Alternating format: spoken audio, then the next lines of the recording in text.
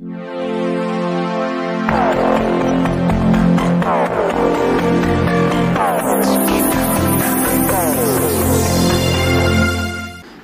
तालुक्यात पुन्हा पावसाचा हाहाकार। अतिवृष्टी।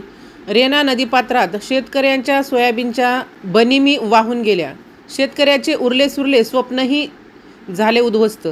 लातूर जिल्ह्यात सरासरी 260 mm पाऊस पडला। 28 ऑक्टोबर रोजी रात्रीच्या वेळी लातूर जिल्ह्यात मुसळधार पाऊस पडला।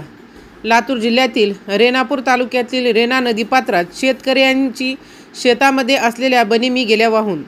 रेणापूर प्रकल्पाच्या पाणलोट क्षेत्रातील येणारा एवा लक्षात घेऊन पाणी पातळी नियंत्रित करण्याच्या दृष्टीने 29/10/2025 रोजी ठीक 11 वाजता रेणापूर प्रकल्पाचे एकूण 4 द्वार 10 सेंटीमीटरनी खाली घेण्यात आले। सध्या स्थितीत एकूण 4 वक्रद्वारे 30 सेंटीमीटर चालू असून एकूण 3755.21 केशियस 1006.35 केशियस इतका विसर्ग नदीपात्रात सोडण्यात येत आहे।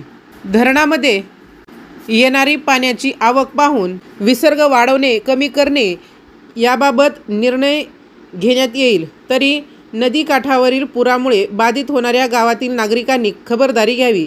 लातूर चक्रीवादळामुळे मराठवाड्यातील नागरिक आणि शेतकऱ्यांची झोप उडवली आहे। शेतकऱ्यांचं तर हातातोंडाशी आलेलं पीक डोळ्यात देखत वाहून गेलं। ग्रामीण भागातील अनेक शेतात गुडघाभर पाणी साचलेलं असल्यानं एवढे खरीपाची संपूर्ण मेहनत आणि खर्च वाया गेल्याचे चित्र आहे। 2 दिवसाच्या अतिवृष्टीमुळे सोयाबीन पिकाचेही तितकेच नुकसान झाले आहे। राजमंत न्यूजसाठी सुधाकर फुले, लातूर।